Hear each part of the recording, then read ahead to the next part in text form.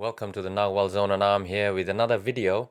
Today, a very interesting question posed by a user called Gurami Gulbani. I'm guessing Gurami, you're from Iran? Anyway, Gurami on one of my videos titled Ordinary Reality versus Non-Ordinary Reality. The link should appear above. He made a very interesting comment and asked a very interesting question. So it's a long comment. Go over to that video, watch the video and read his comment. He says, I wish to be able to understand more deeply of what you're saying when looking to people who gained some knowledge. I see that it made them blind. They became so sure that they found the truth. Remember this one. Let me read this to you again. When looking to people who gained some knowledge, I see that it made them blind. They became so sure that they found the truth. And then he goes on to say, to me, that's not interesting. And then I replied something. I asked him to clarify his question, and he clarified it with another quite involved comment. I'll read you some of it. For example, in some cases, the more knowledge men gain, the more serious they become. And it seems hard or childish or unethical maybe for them to dance or to have fun in everyday life like everyone else. And then he was asking other things. So why do we have to become serious when we think we have gained some measure of knowledge? In fact, wouldn't it make more sense to become more light-hearted? The more knowledge we gained, the more truthful we became, the more honest we became. Wouldn't that make any sense? So what does that say about people who gain? What he's saying is maybe they find it hard or childish or unethical to even just dance or have fun like ordinary people. Why is it? Why is it that these so-called men of knowledge of the world, and they're always bloody men, where are the women? They're suppressed. No one talks about the women of knowledge. In fact, the Toltec system, the Toltec path is the only path I know of where the women are treated exactly as equals, if not superior, to the Nagual. The Nagual woman has a higher standing in traditional Toltecism than the Nagual man. Did you know that? I bet you didn't know that. And if you read Castaneda's books, you will not get that impression. You will get the impression that they are equal, but they are not. They have a higher standing. They have a much more revered, if that's the word, or a much more, I don't know how to put it, but where they're definitely not equal. Definitely not equal. Anyway, different topic, different video. Now I picked this question, you know why? Because just yesterday, I was talking about this with my apprentice. In fact, all of my apprentices are asked this question. Do you know what that question is? When was the last time you laughed till your insides were hurting? When was the last time you laughed so hard that you almost pissed yourself? Most of them cannot remember the last time. Did you know that as a warrior, our chief concern is to harvest by either exchanging or generating high quality energy? All my apprentices know this because I repeat this constantly with them. I repeat this a lot with them. We are to become investors. We are businessmen. We are hunters of high quality energy. I deliberately say high quality energy and not good energy and bad energy because that's just nonsensical. High quality energy is a very accurate way to put what we are doing. As warriors, we are expected to hunt either from the outside or generate from within, ideally both all the time, high quality energy. High quality energy has very, very usable, functional uses.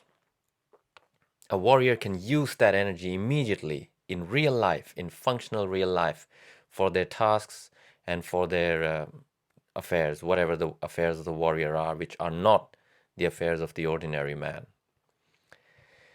Low quality energy, or dense or thick energy, is best only for compost, really. Give it back to the earth and the earth will sort of transmute it into a much more usable high quality energy. Dense energy, low quality energy is worthless for the warrior. Worthless. Some may argue that, oh, but I found enlightenment through my misery, and oh my God, and defending their right to be miserable, basically. High quality energy is our pursuit. Now, guess what is the best and the most readily consumable, available mode of generating high quality energy? Just take a guess. Laughter. Laughter. Laugh.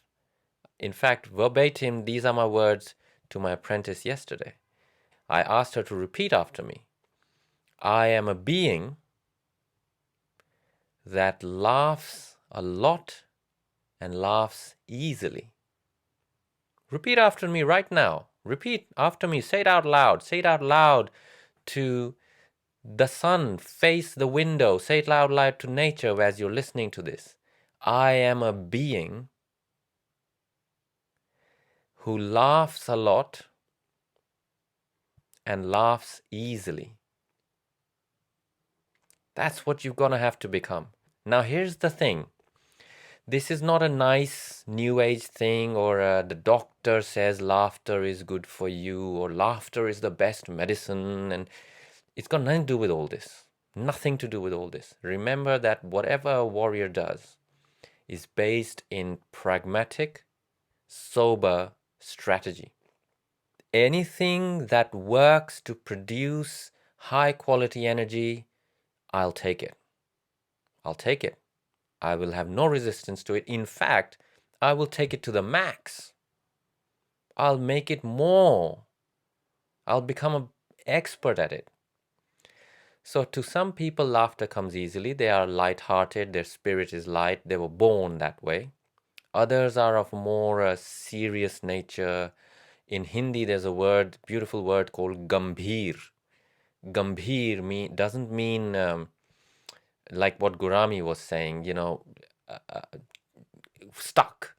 It doesn't mean that. It means you just got this gravity to you. Fine. No one is saying go and start clowning around and, like a mad person. No one is saying that.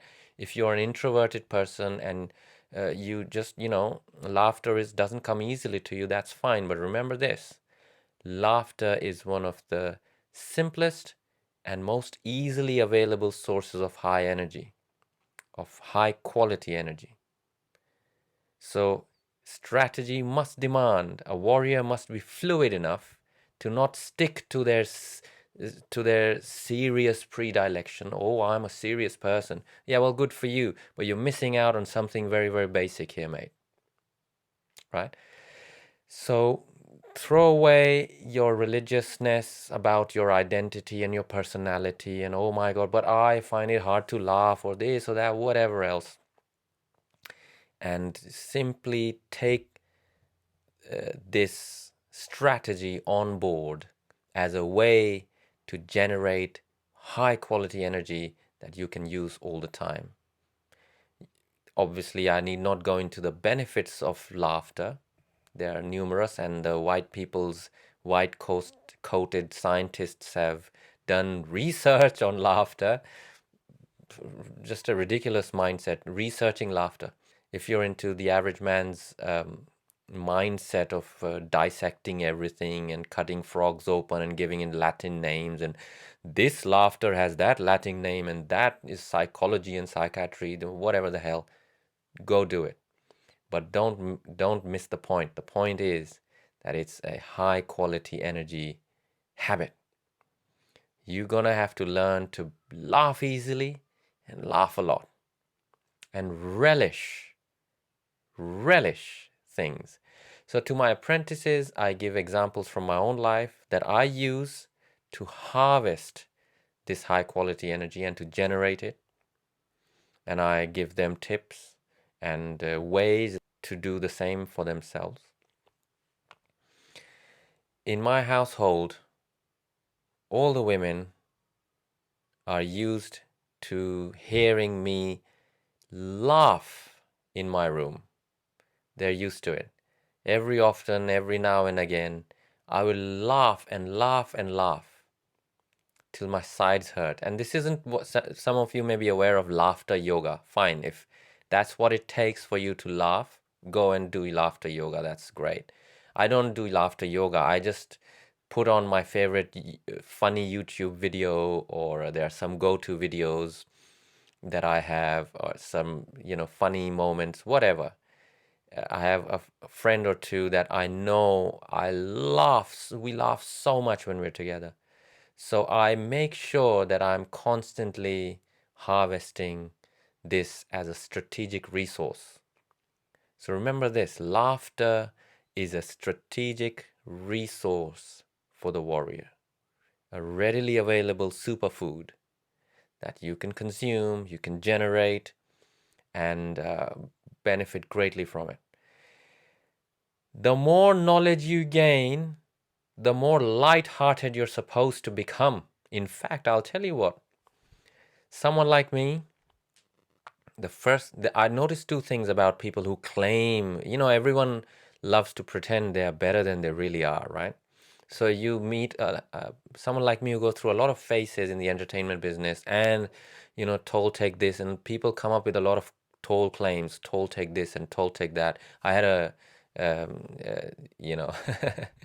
some